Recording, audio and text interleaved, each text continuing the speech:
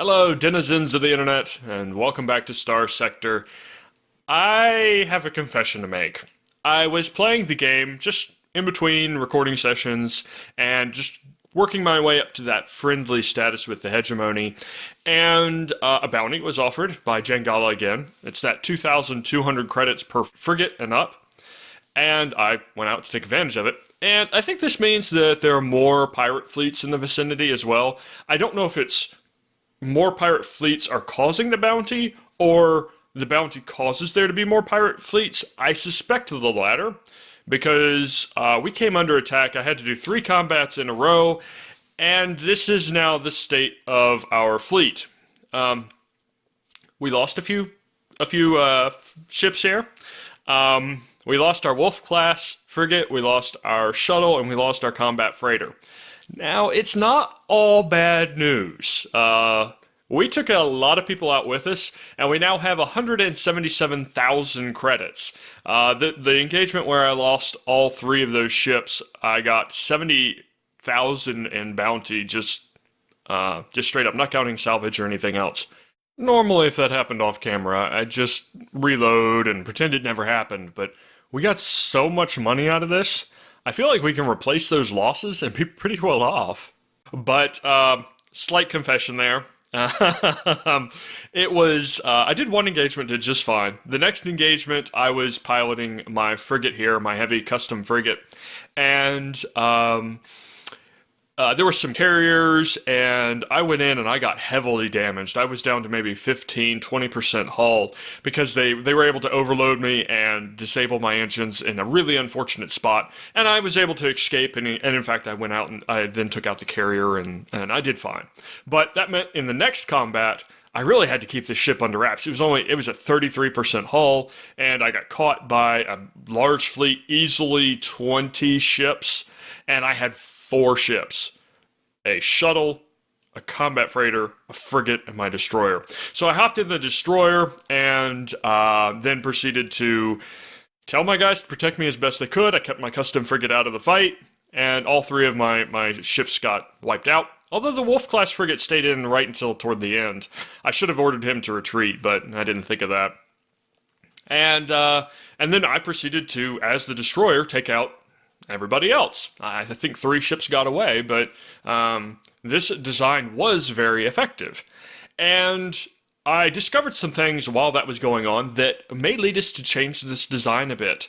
Some things I didn't realize. I have these 3 tactical lasers here, and I found out that beam weapons do soft flux, not hard. Hard flux is that flux that, unless you drop your shields or vent, you're not going to get rid of. Soft flux you just naturally dissipate due to your flux dissipation rate, even if your shields are up. But beam weapons, and this is not energy weapons, it's beam weapons. So even I've seen some kinetic beam weapons, and those would not be subject to this. Or excuse me, they would be subject to this. Beam weapons do soft flux. So I have 3 weapons on here that do soft flux. My aim for these were very long range, well, moderately long-range weapons that have perfect accuracy and a fast turn rate. So they can hit small ships, including fighters. They're great for that. But it means against a large target, unless that target is doing something else to generate flux, he's not going to overload if we're at range. It's going to require the use of one of our other weapons. And I saw this in that engagement because we were up against hostile destroyers. And unless I could close with my autocannons here, I couldn't get him to overload. I couldn't just sit at range and try to whittle him down. He could just dissipate more damage than I could do. Now, against small targets, that wasn't the case. The frigates and all that were flying around me, these lasers did just fine because they were generating more damage than the frigates could safely dissipate. Now, the frigates were fast enough, they'd typically back out of range, but if I pursued them and engaged them with my autocannons or something, we were effective, and we destroyed almost all of the enemy's ships. But we may want to change this, or not use this particular design again, because now we know, well, this is a weakness of this destroyer. Now, on the other hand, if we had a bunch of destroyers all using this same design, those beam weapons are going to add up to more flux than the target can dissipate. But certainly against large ships, these 3 tactical lasers are not enough. Now, our rockets worked out fantastically. We were able to take on all those frigates as well as some carriers, some destroyers. We were up against at least 3 destroyers in that last engagement, and we did fine.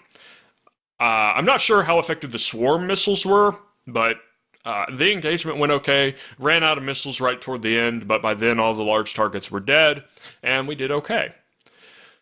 So we're going to have to replace some ships here. And fortunately, we are now friendly with the hegemony, and so we have more ships that we can buy. In fact, we could even get some cruisers, and we may want to do that. I was originally debating between one of these fast carriers because they have 2 flight decks, and I want to get some of these fighters because we're having trouble catching targets. I want some interceptors, but we're having trouble catching targets if they're running from us. And right now, most of our targets, the pirates, sooner or later they run. And we're having trouble catching that, and we really will now that we've lost a lot of ships, although I suspect we'll get some of these frigates. So a carrier would be very nice. The other ship I was looking at was a missile cruiser, I believe. And it's not for sale right now, so this kind of solves our question here. Well, let's just get the fast carrier. But the missile carrier, or missile cruiser, could mount lots of missiles. And remember, we saw those Pilum missile launchers, which could do 10,000 range on a guided projectile. And not only do the Pilum launchers recycle and reload their ammo, the ship's ability was reload ammo in exchange for flux generation. So if you can get a couple of those ships and keep them in the back line, you can output a tremendous number of missiles regardless of how long the engagement runs. And that's really cool. And you can do it at extreme range. I mean, that to me sounds fantastic. I want that. But it's not for sale right now, so maybe that's something that we'll look at in the future. We also have some other destroyers we can get, as well as one on the open market. Here we have this Venture Cruiser, which we can easily afford, but it definitely has some weak points. It only has 120 degrees on its shield arc, and that's not that great. You compare that to our Hammerhead, which has a 300-degree shield arc. It only has 60 degrees of gap there in the back at the engines, and that's honestly what kept me alive. The ability to, I was always able to find some way to escape long enough that I could dump my flux and re-engage. And they only were able to do very slight and minor damage to me. I almost escaped the fight with no damage. And that was because I was always able to interpose my shield at any point I needed to, because I didn't have to turn very much. And remember, we took those maneuverability skills early on in the game, which meant, yeah, this ship was actually really maneuverable. It wasn't very fast, but I could turn quickly and interpose that shield as I needed to. The other really nice thing about this ship is if you look down, I can't move the cursor there, but if you look down in that third column under combat performance, you'll notice a section for shield flux per damage. And notice this is less than 1. What this means is for each point of damage on our shield that we're taking, we only take 0.8 in flux. And that's hard flux, of course.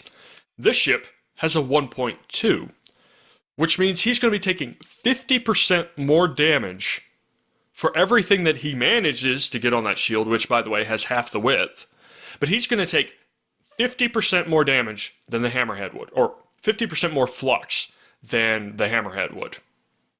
That's very, very significant. These Hammerheads are better than I gave them credit for being. Now, I like the turrets on this. 4 small missiles, 5 medium ballistics. That's great. That's going to allow them to take on cruisers and large ships. Probably not these capital ships over here. Ignore that. Although I'm really curious what this can mount. Ooh. But this ship is much tankier than that Enforcer is. So, depending on how our credits go, we may want to actually go for another one of these, at least until we have a more sizable fleet, and then we may want some of these heavy damage destroyers. So, let's go ahead and pick up a fast carrier while we're here, and we won't be able to fill up on fighters because we only have this bomber wing for sale right now. It's a little bit of an annoyance, but that's my only option right now. So let's go ahead and do that. Okay. I want to go ahead and see if I can get a captain for that before I do anything else. Obviously, I'm going to need more crew too. I need a lot more crew. So let's go ahead and see if we can get a captain. Who are you? What can you do? Level 5. Okay. He's steady. Alright. Honestly, for a carrier, a timid officer might not be a bad idea. Who are you? You're timid. So she's going to try to avoid direct engagements. That's honestly good. Plus, she's probably a little bit cheaper. She's only level 2. And I'm interested in saving money since I have to replace my entire fleet here. Let's go ahead and get some crew. We're going to run out of regular crew. We're going to have to take some green crew. But, you know, that's the price we pay. Actually, can we get crew on the hegemony market? No. So as was correctly demonstrated, actually this isn't going to be as much as I thought. Marines don't actually take cargo space. I said that they did. I think it was all the way back in episode 5. I said that they took cargo space. They don't. You can actually see down here on the bottom left, those progress bars. If I start buying Marines, they only count against my crew capacity. They don't take any cargo space at all.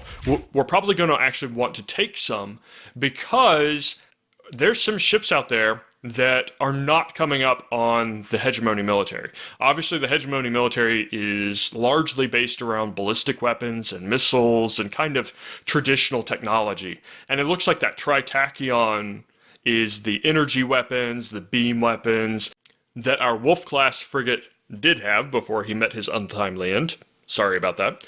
As well as our custom frigate that we are flying around, which I don't know the name of off the top of my head. But both of those are using very different armament styles. So we're going to want to try to capture some of those other, I'm going to call them racial ships. We want to have a shot at those. But we still need more crew. Let's go ahead and get some green crew. Let's take an extra 100 crew. They're going to take a while to level up, but well, what can you do? So let's go ahead and get those. Next up, we want to get at least that fighter wing, or that bomber wing rather, because otherwise we have no fighters for the carrier to service. So let's go ahead and get them. Okay, this is interesting to note. This is something I didn't know. Your combat readiness on your fighter wing or your bomber wing is equivalent to the number of replacement craft you have available. Even if that wing is completely destroyed, you don't lose it. They'll start to repair outside of combat, and you'll get them back. So that means you don't have to come back to station to get more fighters or more bombers. You'll get them just through regular repairs. Okay, I think the next order of business is to outfit this carrier before we consider buying some more frigates or destroyers. And so let's go ahead and go over here and see what weapons we can outfit on this ship. So this carrier appears to go entirely against what I just said. We have one medium universal mount, and then we have a number of small energy turrets mounted around the craft. I think for the medium universal turret is going to be our deciding factor here as to which way we go with this. I think for our carrier, we want to keep our carrier in the back line. So I think that one of those Pilum LRM launchers that can reload itself over the course of the engagement is an excellent choice. This is going to allow the ship to stay at long range, but continue to put out damage over time. For the small energy weapons, I think we want to focus on point defense, and specifically, we want to make sure that this stays safe from any fighter craft and incoming missiles that may be aimed at it. So let's get a long-range point defense laser, as well as some shorter. Actually, you know what? Let's put the shorter range one on the front, and then put the long range one on the side, because that long range one can cover for the front as well. Okay. It'd be nice to have some flak or something like that on the ship, but it looks like if we wanted that, this is our only choice, which this would be this would be great. But I think that long-range missile launcher is a good choice because so far this is our only ship that has a medium missile mount. So I think we're just going to focus on point defense. Do we have any other choices? Tactical lasers could be good. Yeah, let's go ahead and get 2 of those. Okay. Not sure if this is a good choice, but let's see what hull mods we can add to this ship. Shields, repair, blast doors, targeting. Ooh. Nope, that doesn't cover missiles.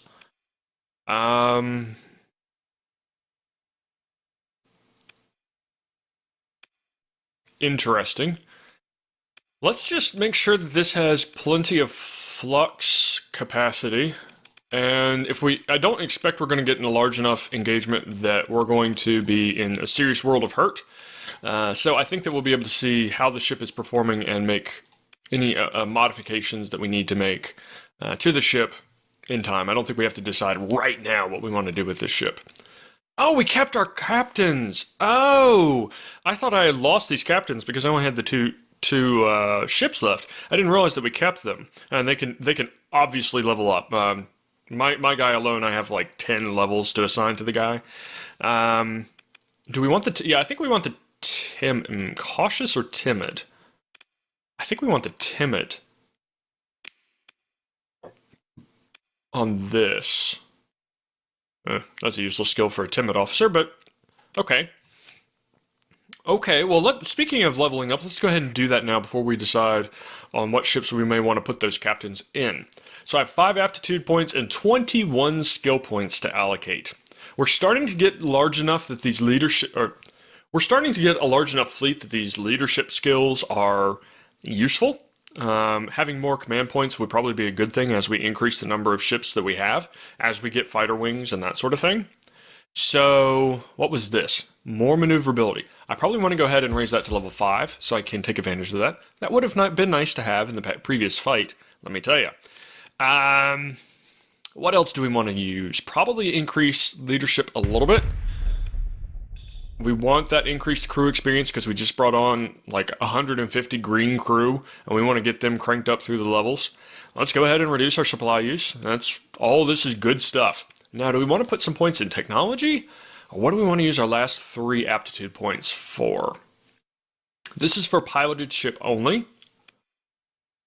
This is all ships in the fleet. Gives us access to some hull mods. I expect we're going to have to put points in this technology sooner or later so that we can use those hull mods. Because there's a lot here that we haven't seen, and potentially some that I may want to put onto some of those capital ships that we're now getting. More ordnance points. Ooh, that is nice. Although it's only 1%. Gives us access to integrated point defense AI. Nice. More armor, more ordnance points. Interesting. We have 2 ordnance points skills we can increase. Does technology itself increase ordnance points? Yes. Okay.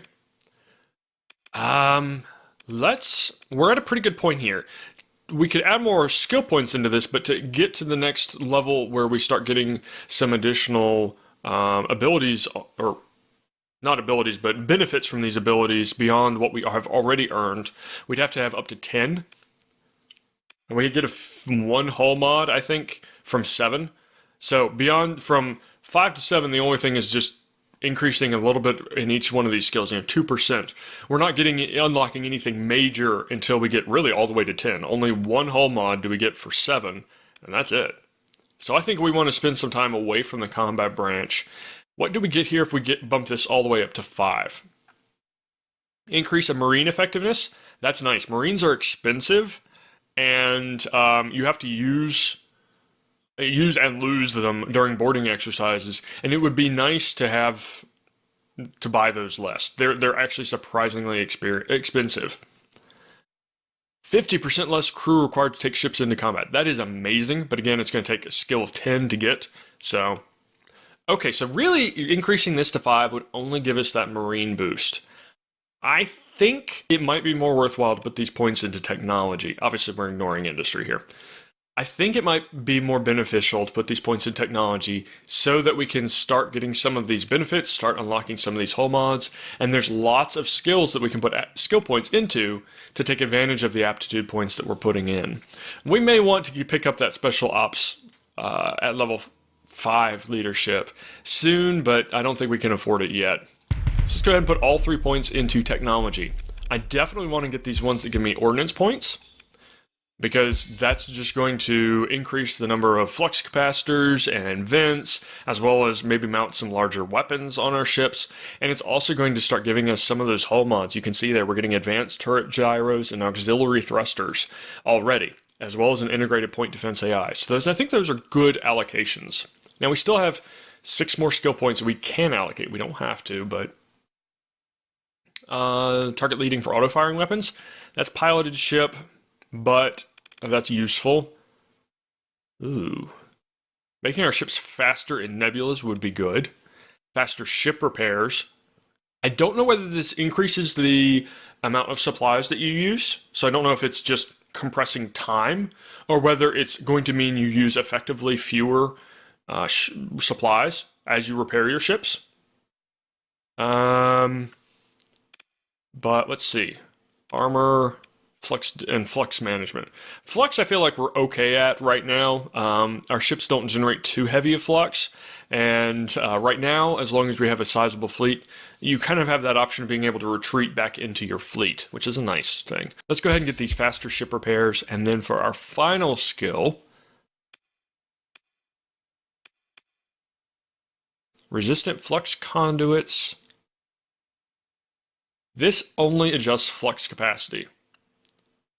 This gives us some added bonuses once we hit level 5. Let's improve our flux dissipation rate. It's not very much, but every little bit is going to help. Now for our captains. She's level 5, and let's level her up. Power grid modulation, what is this one? Reduce shield damage, increase flux dissipation. She's on the destroyer.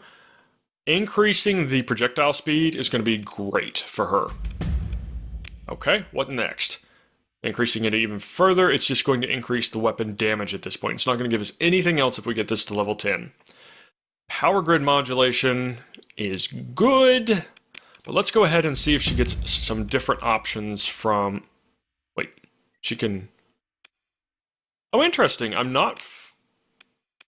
Can I level that up further? Oh, wow. Ooh, let's be able to use her in combat more often. That sounds like a good idea as well. Let's continue to level that up. It's interesting that this one isn't maxing out. That's really weird. I thought a level 10 would be the maximum, but apparently not. Damage control. That's good, but let's increase her weapon damage a little bit. Looks like those skill points were utterly wasted. Nice. Alright, let this be a lesson to you. You can waste skill points on your captains right now in the current build of the game. 10 is the maximum, and increasing it beyond that just takes your skill points and gives you nothing in return. In addition, those skills continue to occupy your level up slot, so I didn't have as many choices during my level up process. And in fact, I might reach a point where I can't really get anything out of her, and I have to waste skill points. But she's level 10 now, which probably means this guy is also going to be level 10. So let's go ahead and give him that extra 50% maneuverability, which is always going to be a good thing, no matter what he is piloting. If we take him all the way up to 10, he just gets a speed boost. I like that. Yep, that's occupying that upgrade slot. So I guess I have to take power grid modulation. I don't have a choice. I also don't have a choice here, so we're just going to get... Ooh, now I do. Should I take that? Yeah, I'm going to go ahead and take this so that, just so I have a third skill, since I'm frequently losing a slot here. I'm going to take this, and my thinking here is I don't want to wind up in a situation where the game is trying to give me 2 level 10 skills, and I just absolutely waste skill points. I'd rather have a skill that may not be as useful, but at least I'm still getting something for those skill points I spend. You also don't have a ship right now, but that's just going to increase your weapon damage. Let's increase your maneuverability, especially as we start to get some more... Ooh, That's also maneuverability. Especially as we start to get some of these capital ships, I think that increasing your maneuverability is a big bonus. Let's skip quickly. Here's what I've been trying to avoid. I'm going to lose 3 skill points. I don't have an option. I'm going to try waiting, just as an experiment, to see if I'm forced into those choices if I then, say, level up again. It might be that I can quit out of the game and then come back in and get a different selection of skills. I don't feel that bad when I feel like it's the game bugging that's preventing me from advancing. I don't feel bad about cheesing the system that way. Alright, now I feel less than intelligent. Okay, so now I have to choose level 10 in this or level 10 in this. This gives us a better rate of fire on our weapons, so I feel that that's probably better than an additional 6 points of damage. Yeah, 25% faster rate of fire is probably better than 6 points of damage. So, these 2 captains can level up again. Interesting. What is he at? He is not at level 10, so I can safely take this. Or should I take that? He's got some other skills to learn. Let's go ahead and get him that helmsmanship. And on her, missile specialization. We could start grooming her for one of those missile cruisers. What are her other skills? Maneuverability, gunnery implants, which wouldn't be the best. Increased weapon damage. Not the best. Also, for those missile cruisers, we probably want a cautious or timid captain. Steady is probably somebody who we want more on the front line. So I'm not sure that missile specialization is the best thing. I feel like this evasive action is probably better, because she's going to be on the front line. So at this point, we've leveled up our captains. We've got our first carrier outfitted, which is great, but we need some support ships. Can we assign a captain? No. Can't assign a captain to a fighter wing. Okay.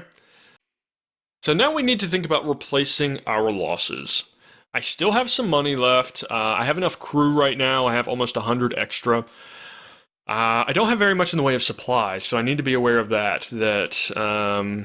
Actually, let's buy some supplies. I only have 47, and that's enough currently for 4 days.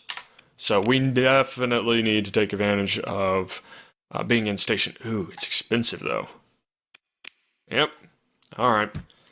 Well, let's buy.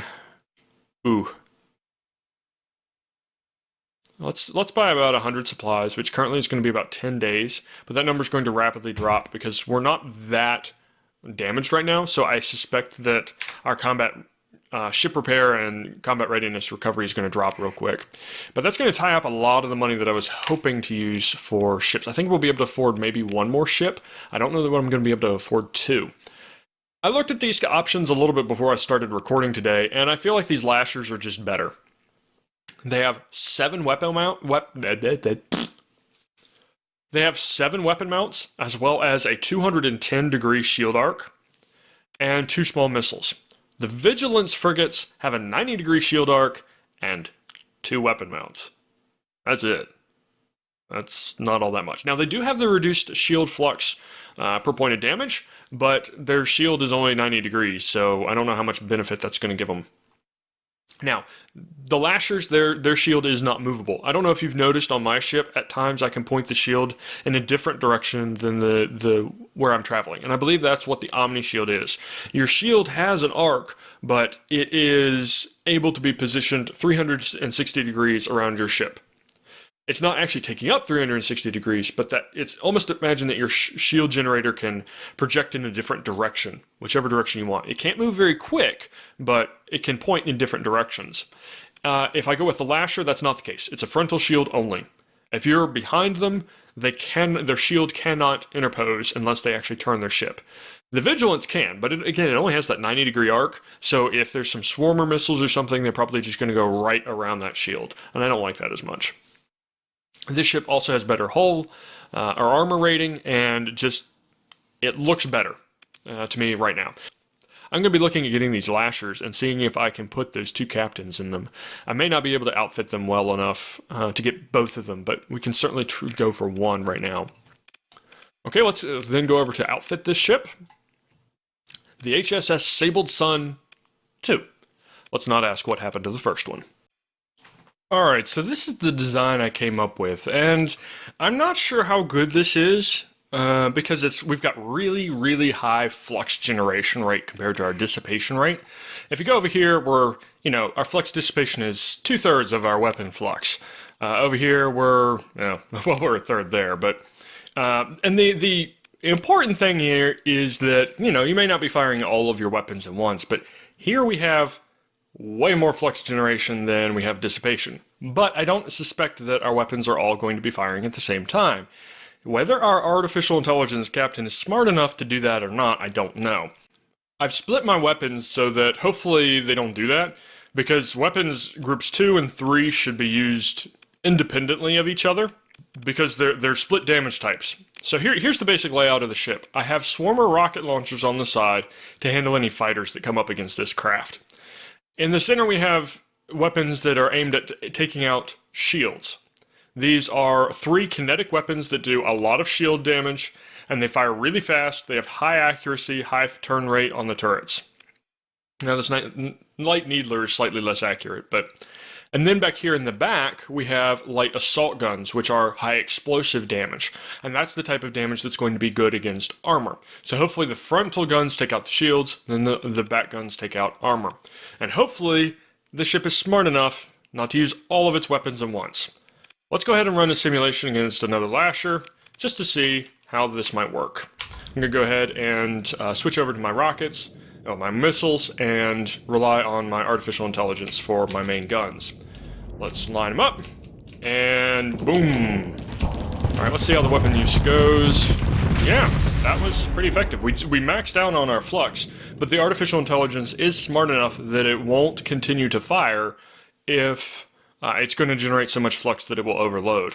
Boy, that takes a long time to come down with the shield up. But I think this is going to be good in a fleet situation. On its own, I feel like this is a horrible ship design. But I think in a fleet situation where the ship can engage, burn up its flux, do lots of damage, possibly disable the target by overloading them, and then either fall back or support other ships, I feel like that's a good thing. Just in case I put our cautious pilot in this ship. Okay, we still have 36,000 credits. That's enough to outfit another ship. Is it a good idea to do so? Let's see, do we have any really small ships, like some of those shuttles or something? I feel like these shuttles aren't nearly as good as that one we lost. Let's get a really small ship.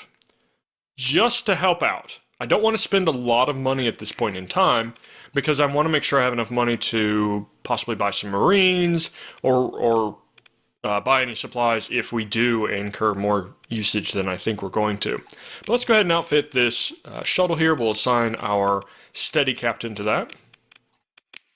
And let's see if we can't come up with a good design.